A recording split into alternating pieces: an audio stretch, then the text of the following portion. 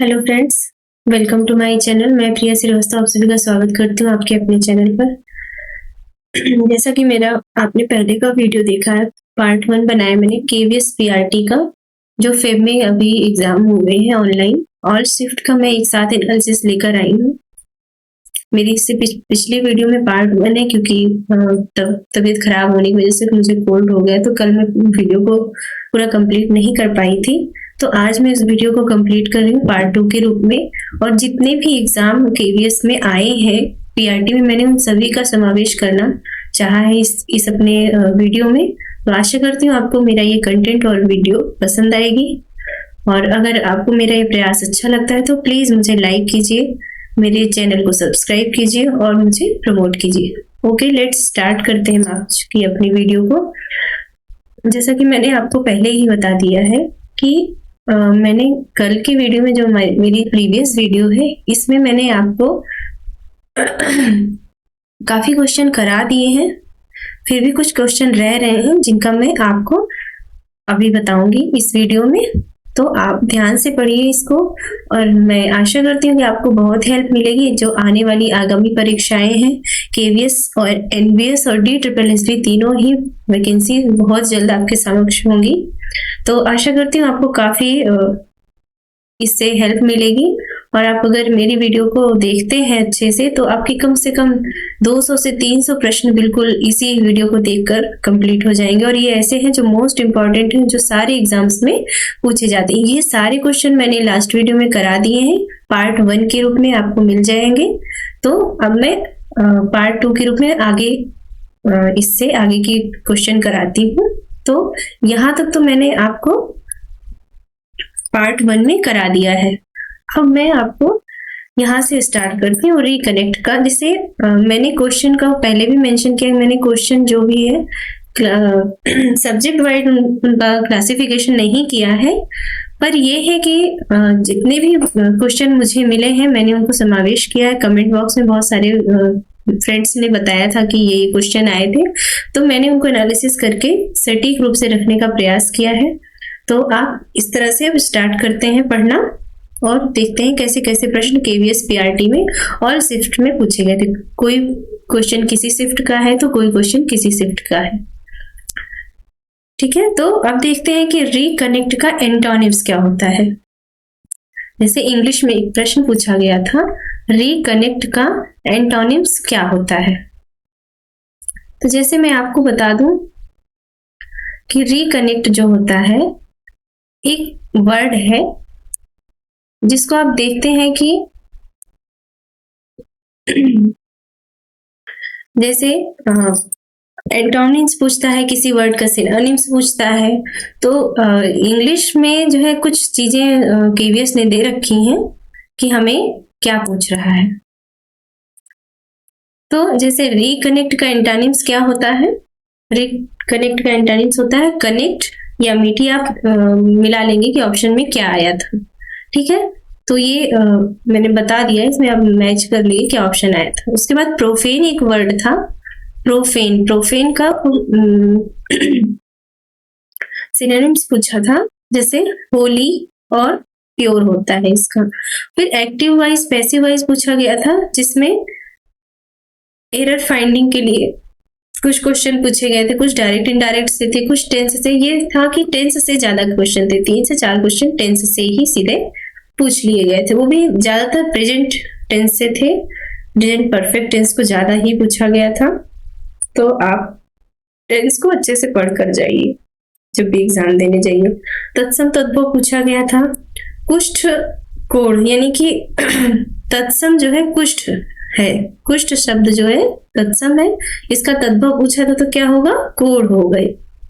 कुष्ठ शब्द का तद्भव क्या होगा, कोढ़। कुडुक क्या है, कुडुक एक भाषा है। कुडुक का अर्थ होता है तोरांग, और तोरांग का अर्थ क्या होता है, जंगल। ऐसे ही एक प्रश्न था, ध्रुव पर कभी धूप सूर्य नहीं होता। देखिए ऐसे कुछ प्रश्न था, ध्रुव पर कभी धूप नहीं होता, सूर्य नहीं होता। जैसा कि आंसर की आने वाली और रिस्पॉन्स शीट भी डाउनलोड हो जाएगी। तो मैं इन प्रश्नों को आपको सटीक ऑप्शंस के साथ दिखाऊंगी और उनके आंसर भी बताऊंगी। पर जो भी मुझे एनालिसिस बेस पे मिला है, मेमोरी बेस पर स्टूडेंट्स के, फ्रेंड्स के, वो मैं आपके समक्ष रख रही हूँ। तो कन्नड़ का बाल साहित्य अकादमी पुरस्कार किसे मिला था? ये करंट अफेयर से प्रश्न था। कन्नड़ का बाल साहित्य अकादमी पुरस्कार किसे मिला था? तो ये मिला था बवाली गुहे को। अच्छा, एक बात और मैं मेंशन कर दूं कि जो करंट अफेयर पूछा गया था केवीएस के ऑल शिफ्ट्स में, केवीएस, पीआरटी, टीजीटी, पीजीटी, किसी में भी, तो वो दिसंबर 2022 को, मतलब दिसंबर 2022 तक के करंट अफेयर को उन्होंने कवर किया था, यानी कि पूरा दिसंबर उन्होंने लिया था। नेक्स्ट क्वेश्चन था भारतीय नौसेना दिवस। भारतीय नौसेना दिवस कब मनाया जाता है? तो कब मनाया जाता है? 4 दिसंबर को मनाया जाता है। और इस बार कब मनाया गया? 4 दिसंबर 2022 को। इसकी थीम पूछता है कई बार, कई शिफ्ट में पूछा था नौसेना दिवस कब था, और कई में पूछा था इसकी थीम क्या थी। तो भारतीय नौसेना दिवस जो इस वर्ष 4 दिसंबर को मनाया गया, उसकी थीम थी स्वर्णिम विजय दिवस। क्या थी? स्वर्णिम विजय दिवस।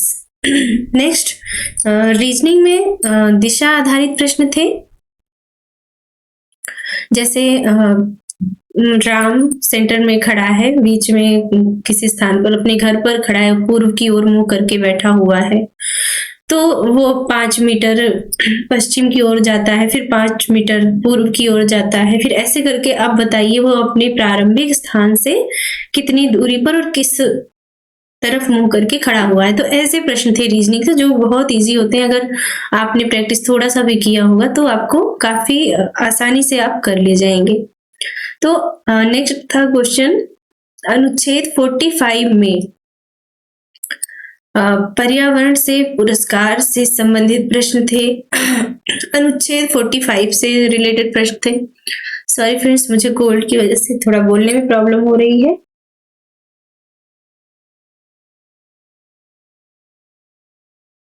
अनुच्छेद 45 से प्रश्न पूछा गया था कुछ, और फिर एक प्रश्न था पर्यावरण से पुरस्कार से संबंधित प्रश्न था। फिर एक प्रश्न था कि हांगकांग में क्या खाते हैं, कुछ ऐसा प्रश्न था। तो उसे लिंग हु फेन खाते हैं। हांगकांग में क्या खाते हैं? लिंग हु फेन खाते हैं। एक प्रश्न था अम्ल से संबंधित। वो जैसे प्रश्न होता नहीं है कि कलर चेंज करने वाला, कि लाल रंग में बदल जाता है या नीले रंग में बदल जाता है, कुछ ऐसा था। और एक प्रश्न था कौन सा जीव मुंह बाहर लेकर आता है और खाना खाने के लिए, मतलब जब वो उसको खाना खाना होता है तब वो अपना मुंह बाहर लेकर आता है। तो इस प्रश्न का उत्तर भी जिन्होंने अच्छे से ईवीएस पढ़ा होगा क्लास 2 से 5 तक का, वो आराम से इसका आंसर कर सकेंगे। वो जो अभी अमीबा पैरामीशियम वाला चैप्टर है उसमें ऑक्टोपस है, तो ये आंसर क्या हो जाएगा? ऑक्टोपस होगा। फिर टैपियोका से प्रश्न था। टैपियोका से प्रश्न था उर्वरक के बारे में कौन सा कथन सही था। पूछा गया था उर्वरक के बारे में, कुछ कथन दिए हुए थे, उसमें पूछा गया था कि उर्वरक के बारे में कौन सा कथन सही था। तो वो 4 ऑप्शन पढ़ के बताना था। भारत में सबसे ज्यादा वर्षा वाला क्षेत्र, ये तो मोस्ट इंपॉर्टेंट ईवीएस का प्रश्न है, जो कि पीआरटी, सीटेट सब जगह आता है। Sorry friend.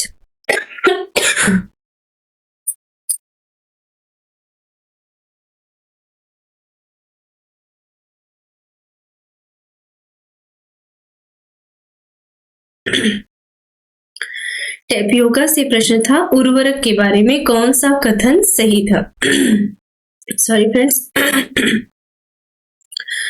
कोल्ड की वजह से काफी प्रॉब्लम हो रही बोलने में, बट मैं अपनी वीडियो को कंप्लीट करना चाहूंगी अभी आने वाले कुछ प्रश्नों के साथ, क्योंकि आगे की जो वीडियो बनानी है मुझे डायरेक्ट क्वेश्चन पेपर के बनाने हैं, जो कि आज रिस्पॉन्स शीट के रूप में लोगों ने डाउनलोड किए हैं।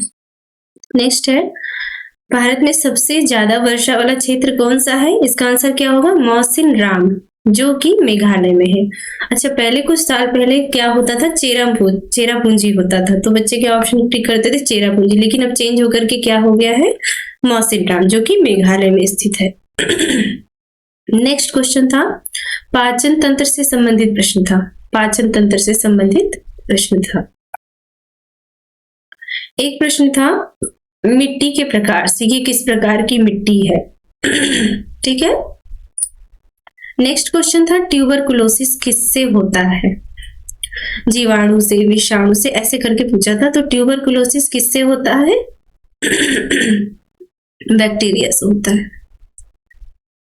और फिर पूछा था कंप्यूटर से सीपीयू का फुल फॉर्म क्या होता है। जैसा कि मैंने आपको पहले की वीडियो में भी बताया कि फुल फॉर्म तो आपको जो इम्पोर्टेंट चीजें बिल्कुल याद होनी चाहिए, क्योंकि आते हैं ऐसे कम से कम फुल फॉर्म 5-6 आते हैं पूरे पेपर में जो आपको बताने होते हैं। तो 5-6 नंबर के फुल फॉर्म आपको बताने थे, इसलिए आप इम्पोर्टेंट जो भी वर्ड्स हैं उनके आपको फुल फॉर्म याद होने चाहिए। तो सीपीयू का फुल फॉर्म क्या होता है। सीपीयू का फुल फॉर्म होता है सेंट्रल प्रोसेसिंग यूनिट। नेक्स्ट है यूपीएस का फुल फॉर्म क्या होता है। यूपीएस का फुल फॉर्म क्या होता है। तो होता है यूपीएस का फुल फॉर्म होता है यूनिटेरेप्टिबल पावर सप्लाई। नेक्स्ट एक क्वेश्चन था वीओआईपी का फुल फॉर्म क्या होता है। इसका होता है वॉइस ओवर इंटरनेट प्रोटोकॉल, यानी कि वीओआईपी का फुल फॉर्म क्या हुआ, voice over internet protocol. Next एक क्वेश्चन था जिसमें से आपको इनपुट और आउटपुट छांटना था कि ये जो भी डिवाइस उन्होंने कुछ नाम दे रखे थे उसमें से आपको इनपुट और आउटपुट डिवाइस बताना था कि ये कौन सा। जैसे राउटर क्या है। राउटर कौन सा डिवाइस है, इनपुट है, आउटपुट है, क्या है। फिर नेटवर्किंग से रिलेटेड भी काफी प्रश्न थे, 2-3 प्रश्न थे नेटवर्किंग से रिलेटेड।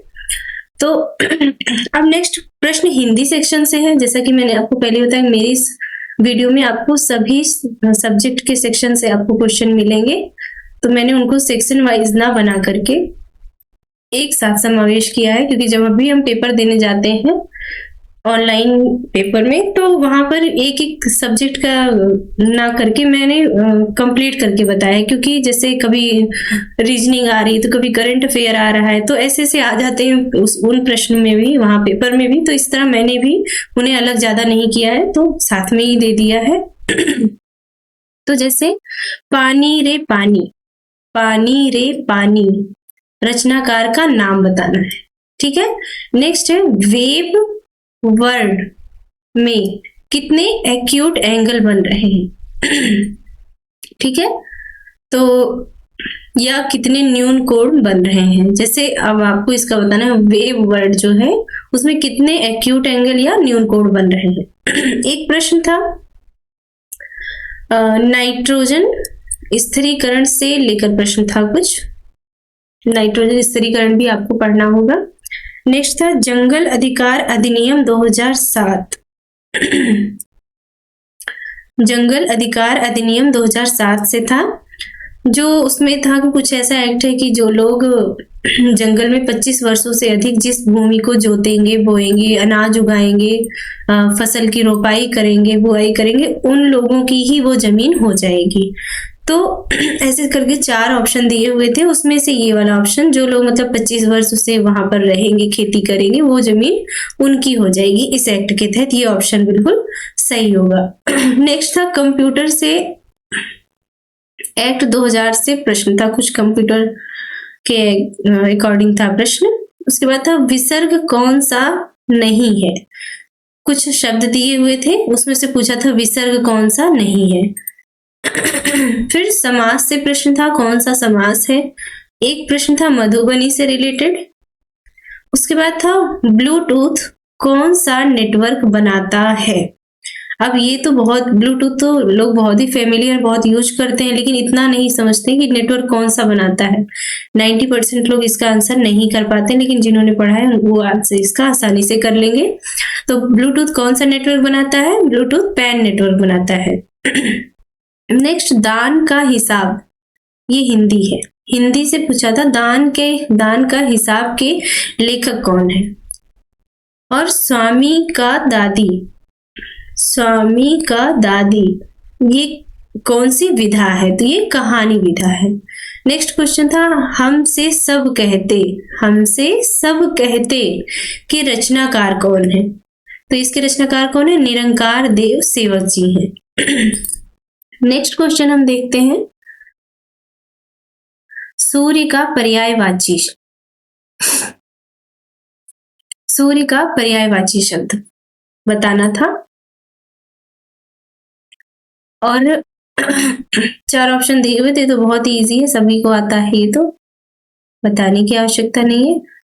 और एक प्रश्न दिया हुआ था 99000909, इसको हिंदी में कैसे लिखेंगे? इसको हिंदी में कैसे लिखेंगे? 4 ऑप्शन थे, उसमें से आपको राइट क्लिक करना था कि कौन सा होगा। तो 99,909 99,909 ऐसे लिखा जाएगा। नेक्स्ट क्वेश्चन था नेशनल फैमिली सर्वे। नेक्स्ट क्वेश्चन क्या था? नेशनल फैमिली सर्वे 2019-21, यानी कि सर्वे जो है 2021-22 का ना पूछ करके 2019 और 21 का पूछा गया था, उससे रिलेटेड प्रश्न था। फिर क्रॉप्स के रोटेशन से प्रश्न था, जो क्रॉप्स होती हैं उनका रोटेशन क्या होता है। और स्टार्च डिटेक्शन से था, स्टार्च को कैसे निकाला जाता है, ऐसा कुछ प्रश्न था। एक था पियाजे की अवस्था से, पियाजे की कौन सी अवस्था है, ऐसा पूछा गया था। पाठ्यक्रम जो है से रिलेटेड प्रश्न था पेडागोजी में। आदर्श अध्यापक का था कि आदर्श अध्यापक में क्या गुण होने चाहिए, ऐसा कुछ था। मुदालियर आयोग, कोठारी कमीशन, इनसे भी प्रश्न पूछे गए थे। नेक्स्ट फिर हिंदी सब्जेक्ट से फिर पूछा गया था भानुदय शब्द का संधि विच्छेद बताइए। भानुदय शब्द का संधि विच्छेद क्या होगा? भानु जमा उदय, भानु जमा उदय यानी कि भानुदय। दूसरा शब्द था देवेंद्र, देवेंद्र में देव जमा इंद्र, इसमें कौन सी संधि होगी? गुण संधि होगी। इसमें कौन सी संधि होगी? गुण संधि होगी। जैसे अब देखते हैं, फिर हिंदी से ही प्रश्न था सबसे अच्छे पेड़ के लेखक कौन थे? तो ये कौन थे? जे भरतदास। नेक्स्ट क्वेश्चन था करंट अफेयर से, रोनाल्ड रॉस ने किसकी खोज की थी? सॉरी, ये ईवीएस से था। रोनाल्ड रॉस ने किसकी खोज की थी? तो ये मलेरिया के टीके की खोज की थी। नेक्स्ट है गाजर किस प्रकार की सब्जी है? गाजर किस प्रकार की सब्जी है? तो गाजर जो है वो जड़ वाली सब्जी है। गाजर मिट्टी के अंदर होती है ना, तो इसे क्या बोलेंगे? जड़ वाली सब्जी। अब एक प्रश्न हिंदी से था बंदरवाट के रचनाकार का नाम पूछा था। बंदरवाट के रचनाकार का नाम क्या है? हरिवंश राय बच्चन, जो हमारी सदी के महानायक अमिताभ बच्चन जी, उनके जो पिताजी थे उनका नाम था हरिवंश राय बच्चन, जो कि एक बहुत ही अच्छे लेखक थे। तो बंदरवाट उन्हीं की रचना है, तो उन्हीं की रचना से ये प्रश्न लिया गया था। नेक्स्ट क्वेश्चन है ईवीएस से, पत्थर के घर कहाँ बनाए जाते हैं? पत्थर के घर कहाँ बनाए जाते हैं? तो कहाँ बनाए जाते हैं? लद्दाख में बनाए जाते हैं। अब एक वाक्य दिया हुआ है, मैंने माँ के लिए खाना पकाया है। मैंने माँ के लिए खाना पकाया है। इस शब्द में कारक बताइए। तो इस शब्द में कौन सा कारक है? संप्रदान कारक है। संप्रदान कारक कैसे हुआ? माँ के लिए खाना पकाया है, यानी कि के लिए इसका एक चिन्ह है, जिसकी वजह से हम समझ जाते हैं कि ये संप्रदान कारक है। फिर एक रचना दी गई थी, जैसे क्या नाम था? मिर्च की मजा। मिर्च की मजा किसकी रचना है? तो ये रामधारी सिंह दिनकर जी की रचना है। नेक्स्ट क्वेश्चन था कि कुष्ठ दिवस कब मनाया जाता है? कुष्ठ दिवस कब मनाया जाता है? तो कुष्ठ दिवस कब मनाया जाता है? कुष्ठ दिवस मनाया जाता है 30 जनवरी को। ठीक है, कुष्ठ दिवस कब मनाया जाता है? 30 जनवरी को। और अगर पूछ लिया जाए कि उसकी एक शिफ्ट में तो पूछा गया था 30 जून को कौन सा दिवस मनाया जाता है, यानी कुष्ठ दिवस किस तारीख को मनाया जाता है। क्वेश्चन का कोई भी प्रारूप हो सकता है, बस आपको कॉन्सेप्ट क्लियर होने चाहिए कि हाँ ये कॉन्सेप्ट है, और उसको किसी भी तरह से एग्जामिनर पूछ सकता है। तो नेक्स्ट था कि उस जो कुष्ठ दिवस मनाया जाता है 30 जनवरी को, उसकी थीम क्या थी। उसकी थीम थी United for dignity, United for dignity.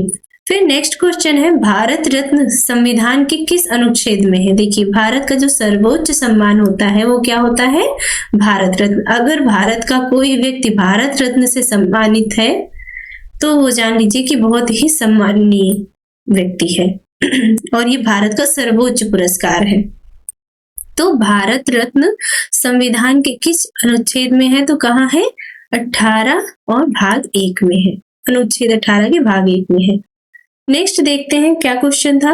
Ozone दिवस, ओजोन दिवस कब है, कब होता है ओजोन दिवस, 16 सितंबर को। प्रत्येक वर्ष 16 सितंबर को ओजोन दिवस मनाया जाता है। ये सिर्फ ना भारत में मना के बल्कि पूरे विश्व में मनाया जाता है। नेक्स्ट क्वेश्चन था एनसीएफ से। जैसे कि मैं आपको अपनी पहले की भी वीडियो में बता चुकी हूँ कि एनसीएफ जो कि हमारा इसका फुल फॉर्म होता है नेशनल करिकुलम फ्रेमवर्क, ये बहुत ही इंपॉर्टेंट है, मोस्ट इंपॉर्टेंट है। इससे हर पेपर में कम से कम 3 से 4 प्रश्न जरूर पूछे जाते हैं, चाहे वो पेडागोजी से रिलेटेड हो या शिक्षण से रिलेटेड हो। तो अब इससे प्रश्न क्या था कि ये एनसीएफ जो लगाया गया है, लागू किया गया, वो किस डिपार्टमेंट ने या किस विभाग ने लागू किया है, किस संस्था ने लागू किया, ये किसी भी तरह से पूछा जा सकता है प्रश्न। तो जो NCF implemented by NCERT, NCERT के द्वारा एनसीएफ को इम्प्लीमेंट किया गया। और एक क्वेश्चन था समावेशी शिक्षा को लेकर। नेक्स्ट था सरस्वती पुरस्कार 2021 किसको मिला, सरस्वती पुरस्कार 2021 किसको मिला है, रामदर्श मिश्रा जी को मिला है।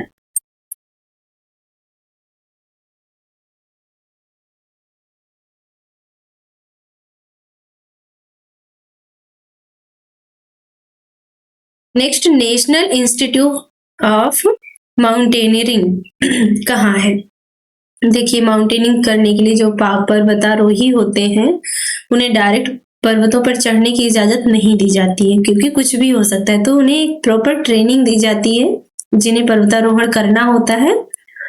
तो ये कहाँ पर है, ये उत्तरकाशी में है। तो नेशनल इंस्टीट्यूट ऑफ माउंटेनियरिंग कहाँ पर है, उत्तरकाशी में है। पहली बात तो आपको ये जानना चाहिए कि ये इंस्टीट्यूट है किस चीज का। तो ये किसका है, माउंटेनियरिंग का है, और कहाँ पर है, उत्तरकाशी में है। तो EPROM का पूर्ण रूप क्या होगा, यानी कि फुल फॉर्म क्या है।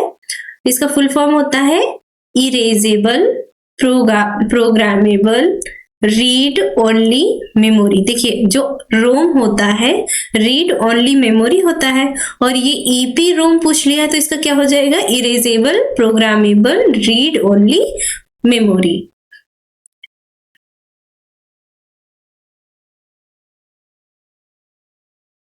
सॉरी फ्रेंड्स, कोल्ड की वजह से काफी डिस्टरबेंस हो रहा है आज की क्लास में बट आगे बढ़ते हैं हम। तो EPROM का पूर्ण रूप मैंने आपको बताया क्या होता है, erasable programmable read only memory. Next क्या होता है, क्वेश्चन क्या था, एनसीसी डे कब सेलिब्रेट होता है। देखिए आजकल जो हमारे बच्चे वो एनसीसी में काफी इंटरेस्टेड होते हैं, क्योंकि उन्हें लगता है कि हम यहाँ जाएंगे तो घूमेंगे फिरेंगे और हमें काफी कुछ इससे सीखने को मिलेगा। पर ये सबकी बस की बात नहीं है, वहां पर काफी अच्छी खासी एक्सरसाइज करवाई जाती है और बिल्कुल फिजिकली फिट होते हैं ऐसे बच्चे। तो एनसीसी डे कब सेलिब्रेट होता है, एनसीसी डे सेलिब्रेट होता है 27 ऑफ नवंबर, यानी कि 27 नवंबर को सेलिब्रेट किया जाता है। तो पक्षी का पर्यायवाची नहीं है। नेक्स्ट शब्द हिंदी से पूछा गया था क्वेश्चन कि पक्षी का पर्यायवाची नहीं है, तो उसमें 4 ऑप्शन दिए हुए थे, तो उसमें ये बताना था कि पक्षी का पर्यायवाची कौन सा नहीं है। फिर इंग्लिश एक क्वेश्चन था विजडम, विजडम का सिनोनिम्स क्या होता है, तो उसको क्या होगा, सैगेसिटी, सैगेसिटी। विजडम का सिनोनिम्स क्या होगा, सैगेसिटी। नेक्स्ट NEP 2020, देखिए मैंने आपको पहले भी बताया है कि national education policy, national curriculum framework, right to education और ये सब जो परख, मनोदर्पण, ये सब चीजें जो चल रही हैं मोस्ट इम्पॉर्टेंट है और इन्हें ज्यादा से ज्यादा 10 से 15 मिनट लगता है बिल्कुल थोड़ा सा जानने के बारे में कि ये क्या चीजें हैं क्या नहीं है। तो अगर आप इनको जान लेते हैं तो कम से कम 10 से 15 मार्क्स आपको हर एग्जाम में मिल जाएगा। तो जो ये NEP है, नेशनल एजुकेशन पॉलिसी, हमारी 2020 में आई है। इसका स्कूल फॉर्मेट पूछा था, स्कूलिंग बच्चों की किस फॉर्मेट में कराई जाएगी, तो किस फॉर्मेट में कराई जाएगी, 5+3+3+4 में। नेक्स्ट था RTE 2009, यानी कि राइट टू एजुकेशन। RTE को फुल फॉर्म क्या होता है, राइट टू एजुकेशन। 2009 कब लागू हुआ, तो 1 अप्रैल 2010। मतलब ये एक्ट बन तो गया था बट लागू कब हुआ है, 1 अप्रैल 2010 को। नेक्स्ट हम देख लेते हैं जो मनोदर्पण एक हमारा प्रोग्राम चल रहा है उसका शुभारंभ। मनोदर्पण पहल का एक पहल चल रही है भारत सरकार द्वारा, शिक्षा विभाग द्वारा चलाई जा रही है। तो वो कब से चलाई जा रही है, उसका शुभारंभ कब हुआ है, तो इसको आप करंट अफेयर से रिलेटेड मान सकते हैं इस प्रश्न को। तो मनोदर्पण पहल का शुभारंभ कब है, जुलाई 2020 और किसके द्वारा, MHRD द्वारा। नेक्स्ट क्वेश्चन करंट अफेयर से था BCCI जो कि हमारा क्रिकेट बोर्ड है, भारतीय क्रिकेट बोर्ड जो है, उसके वर्तमान अध्यक्ष कौन है इस समय, रोजर बिन्नी। रोजर बिन्नी जो है वो हमारे BCCI के वर्तमान अध्यक्ष हैं। नेक्स्ट क्वेश्चन भी करंट अफेयर से ही था, क्या था, डोंगरी भाषा। डोंगरी भाषा का साहित्य अकादमी पुरस्कार किसे मिला है, वीना गुप्ता जी को मिला है। नेक्स्ट देखते हैं हम समाजीकरण की प्राथमिक इकाई। समाजीकरण की प्राथमिक इकाई किसे माना जाता है, ये प्रश्न था, तो उसका ऑप्शन क्या होगा, परिवार यानी कि फैमिली को माना जाता है। सबसे पहले बच्चा जो समाज के तरीके होते हैं कहाँ से सीखता है, अपने परिवार में सीखता है। और एक कंप्यूटर से प्रश्न था कि शिफ्ट प्लस डिलीट को यूज करेंगे तो उससे क्या होता है, परमानेंट डिलीट हो जाता है। नेक्स्ट है RTE। फिर राइट टू एजुकेशन 2009 के अनुसार शिक्षक को प्रत्येक सप्ताह कितने घंटे कार्य करने होते हैं। देखिए मैंने आपको पहले की वीडियो में बताया था, एक शिफ्ट में पूछा गया था कि एक शिक्षक जो कि प्राथमिक स्तर का शिक्षक है उसको एक शैक्षणिक वर्ष में कितने दिन काम करना होता है, तो कितने दिन काम करना होता है, 200 दिन करना होता है। वहीं जो उच्च प्राथमिक स्तर के शिक्षक हैं उनको अपने एक शैक्षणिक वर्ष में 220 दिन काम करना होता है। लेकिन यहाँ पर प्रश्न क्या पूछ रहा है, RTE 2009 के अनुसार शिक्षक को प्रत्येक सप्ताह यानी कि 1 वीक में, एक हफ्ते में कितने घंटे कार्य करने पड़ते हैं, तो कितने घंटे कार्य करने होते हैं, 45 घंटे यानी कि 45 आवर्स। अब एक प्रश्न आपको, 2 प्रश्न मैं और बताती हूँ। जैसे यहाँ पर एक हफ्ते में पूछा गया कि एक हफ्ते में कितने घंटे कार्य करने होते हैं, लेकिन जब यही प्रश्न पूरे साल के लिए पूछ लिया जाए कि प्रत्येक वर्ष यानी कि प्रत्येक शैक्षणिक वर्ष में प्राथमिक स्तर के शिक्षक को RTE 2009 के अनुसार कितने घंटे काम करने होते हैं, तो अगर पूरे शैक्षणिक वर्ष का पूछा जाए तो आप क्या बताएंगे, 800 घंटे। प्राथमिक स्तर के टीचर को कितना घंटे काम करना होता है, 800 घंटे।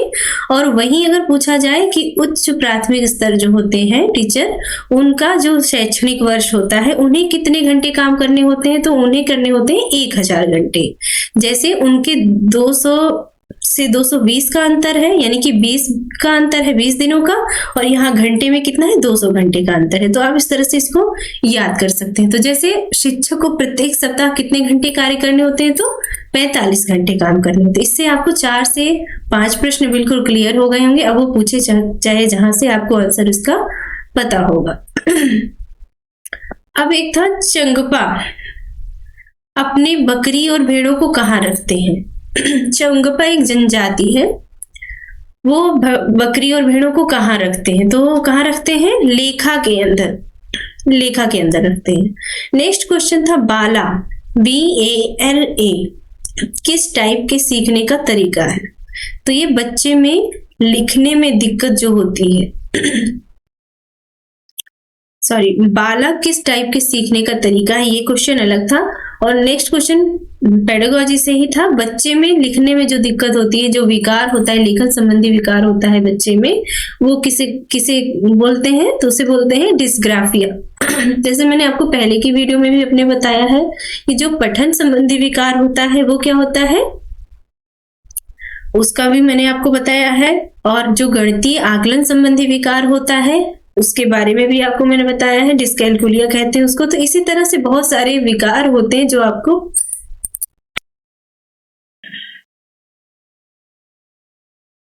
सॉरी फ्रेंड्स, कोल्ड की वजह से काफी प्रॉब्लम हो रही है। बट मैं अपनी वीडियो को बस कंप्लीट ही करने वाली हूँ। तो नेक्स्ट क्वेश्चन क्या था, बच्चे में लिखने में दिक्कत जो होती है, जो लेखन संबंधी विकार होता है, उसे क्या बोलते हैं, डिस्ग्राफिया बोलते हैं। नेक्स्ट क्वेश्चन था, किस हार्मोन के कारण बच्चा गुस्सा करता है। ये बिल्कुल नया क्वेश्चन था। तो किस हार्मोन के कारण बच्चा गुस्सा करता है, ये एक प्रश्न था। और एक प्रश्न था स्कूल ऑर्गेनाइजेशन से रिलेटेड था। किससे था, स्कूल ऑर्गेनाइजेशन से रिलेटेड प्रश्न था। कुछ था प्रश्न इवैल्यूएशन को लेकर था, कुछ क्वेश्चन टीचिंग टूल से लेकर थे, कुछ एक क्वेश्चन था ऑपरेशन ब्लैक बोर्ड से लेकर, और एक क्वेश्चन और था कि ब्लैक बोर्ड से रिलेटेड कुछ पूछा गया था। करिकुलम की विशेषता पूछी गई थी। और जो लर्निंग होती है हमारी, लर्निंग से रिलेटेड 5-6 प्रश्न पूछे गए थे। प्लस हम देखते हैं कि जो एक बहुत अच्छी लाइन है, स्वस्थ शरीर में स्वस्थ मस्तिष्क निवास करता है, यानी कि स्वस्थ शरीर में स्वस्थ मस्तिष्क का निवास होता है। ये स्टेटमेंट किसका है, क्या पूछा गया था, इसका स्टेटमेंट किसका है, ये प्रश्न पूछा गया था। नेक्स्ट था बच्चे की घबराहट, बच्चे की घबराहट दूर करने के क्या उपाय करने चाहिए स्कूल में अगर कोई प्रॉब्लम होती है, तो ऐसे प्रश्न था पेडागोजी से। फिर करंट अफेयर से प्रश्न था, इटली के प्रधानमंत्री, इटली के प्रधानमंत्री इस समय कौन है, तो जॉर्जिया मेलोनी। इटली के प्रधानमंत्री कौन है, जॉर्जिया मेलोनी है। और वेन डायग्राम से प्रश्न था, जैसे कि डायग्राम से एक क्वेश्चन जरूर आता है, तो वेन डायग्राम पूछा गया था इस बार। फिर क्या था प्रश्न, कुछ क्वेश्चन थे जो स्टेटमेंट बेस्ड थे, यानी कि स्टेटमेंट दे दिया गया था और उनसे करेक्ट ऑप्शन पूछा गया था। और एक था राख की रस्सी प्रश्न, स्वतंत्रता की ओर मैं आऊं, ये 3 रचनाएं दी हुई थी, अलग अलग क्वेश्चन थे, उसमें इनके लेखक के नाम पूछे गए थे। फ्रांस की क्रांति से रिलेटेड भी प्रश्न पूछे गए थे। और खेल प्रोत्साहन पुरस्कार से प्रश्न पूछा गया था कि खेल प्रोत्साहन पुरस्कार किसको मिला है। और मानसिक विकार संबंधी प्रश्न पूछे गए थे, जैसा कि मैंने आपको बताया था, डिस्ग्राफिया, डिस्कैलकुलिया, डिस्फेजिया, जो मनोगति, जो चलने फिरने में प्रॉब्लम होती है। तो इस तरह से भी जो सारी विकार होते हैं बच्चों में, सबसे रिलेटेड प्रश्न पूछे गए थे। तो इस तरह से मैंने आज आपको पीआरटी में जो ऑल शिफ्ट्स के पेपर थे, जो कई शिफ्ट में पेपर हुए, उनका पूरा एनालिसिस करने की कोशिश की है। और आशा करती हूँ आपको काफी हेल्प मिलेगी मेरी इस वीडियो से। और देखिए मेरी जो पार्ट 1 की वीडियो है उसमें मैंने आपको और भी प्रश्न करा रखे हैं। तो अपनी जानकारी को और अच्छा बनाने के लिए, और जानकारी हासिल करने के लिए मेरे पहले वाले वीडियो को जरूर देखिए। अगर आप मेरी इन दोनों वीडियो को देख लेते हैं तो कम से कम आप 200-250 प्रश्न से गो थ्रू हो जाएंगे और आपको बहुत अच्छी जानकारी मिलेगी। और ये सारे क्वेश्चन मोस्ट इम्पॉर्टेंट हैं, जो कि कभी ना कभी किसी ना किसी शिफ्ट में केवीएस में पूछे जाते हैं, कभी एनवीएस में पूछे जाते हैं, कभी DSSB में पूछे जाते हैं। आप किसी भी सेक्शन में जाइए, आर्मी पब्लिक स्कूल के जो TGT, PRT और PGT के एग्जाम्स होते हैं उसमें भी पूछे जाते हैं। और अभी जो टेट सुपर टेट है यूपी का, उसमें भी पूछे जा रहे हैं, रीट में भी पूछे जाते हैं। तो ये सब चीजें तो बेसिक चीजें हैं, ये क्वेश्चन तो सबको आने चाहिए लगभग लगभग। और बहुत मोस्ट इम्पॉर्टेंट, लोग तैयारी में इतना डीप घुस जाते हैं कि ऊपर की चीजें जो कि बिल्कुल इजी होती हैं और इम्पॉर्टेंट होती हैं उन्हें छोड़ देते हैं, सोचते हैं कि नहीं बहुत टफ पेपर आएगा, तो उन्हीं की तैयारियों में लग जाते हैं। लेकिन देखिए ये सारे प्रश्न जो हैं मोस्ट इम्पॉर्टेंट और बहुत इजी माने जाते हैं। तो देखिए एनवीएस हो या केवीएस हो या DSSB हो, बहुत डीप नहीं पूछता। हाँ, कुछ क्वेश्चन के लेवल होते हैं जो डीप में चले जाते हैं, बट मैक्सिमम क्वेश्चन जो है उनके इजी होते हैं और उसी में लोग कंफ्यूज होकर के अपना ऑप्शन गलत कर देते हैं। तो आशा करती हूँ कि आपको मेरा ये वीडियो काफी पसंद आएगा और काफी यूजफुल रहेगा। तो इस तरह से देखिए मैंने आपको पूरा पूरा दिखा दिया कि ये कैसे कैसे प्रश्न हैं। आप इससे अपनी नोट्स भी बना सकते हैं। और अगर आपको कुछ सुझाव मुझे देना हो, कुछ सजेशन देना हो, तो आप मुझे कमेंट बॉक्स में जाकर दे सकते हैं। और मेरी सारी वीडियो आप देख सकते हैं, जिससे आपको बहुत हेल्प मिलेगी, और जिसके लिंक्स डिस्क्रिप्शन बॉक्स में दिए हुए हैं। तो इसी के साथ ही मैं अपनी वीडियो एंड करती हूँ, और नेक्स्ट वीडियो में मैं आपको जो अभी रिस्पॉन्स शीट आई है PRT केवीएस की, PRT, TGT और PGT, तो कोशिश करूंगी मैं PRT के तो कई सेक्शन लेके आऊं, कई एग्जाम शिफ्ट में जो हुए कुछ पेपर मिल जाएंगे मैं लेके आऊंगी, उनको आंसर की सही बताऊंगी आंसर। और कुछ जो PGT जैसे हिंदी का है, तो जैसे हिंदी हमारा सब्जेक्ट ही है, तो मैं हिंदी सब्जेक्ट का PGT का लेकर आऊंगी आंसर की के साथ रिस्पॉन्स शीट भी। और उसके बाद TGT हिंदी का भी क्वेश्चन पेपर मैं कराने की कोशिश करूंगी। तो आप इस तरह की जानकारी पाने के लिए मेरे इस चैनल पर बने रहिए और मेरी आने वाली वीडियो को प्लीज देखिएगा, और इससे प्रीवियस वीडियोस को जरूर देखिएगा। और आशा करती हूँ मेरा ये कंटेंट और प्रयास आपको काफी पसंद आएगा। अगर ये रोचक जानकारी आपको अच्छी लगी हो तो प्लीज मेरे चैनल को लाइक कीजिए, मेरे वीडियो को भी लाइक कीजिए और मेरे चैनल को सब्सक्राइब कीजिए। और जैसे मेरा भी नया चैनल बना है तो आप प्लीज मुझे प्रमोट कीजिए। आपका एक सब्सक्राइब और एक कमेंट मुझे काफी हिम्मत दे जाता है, जिससे मैं आपके लिए और अच्छी वीडियो लेकर आ सकूं। इसी के साथ मैं अपनी वीडियो एंड करती हूँ। Okay, thank you so much. मिलती हूँ एक नए वीडियो में। Thank you so much.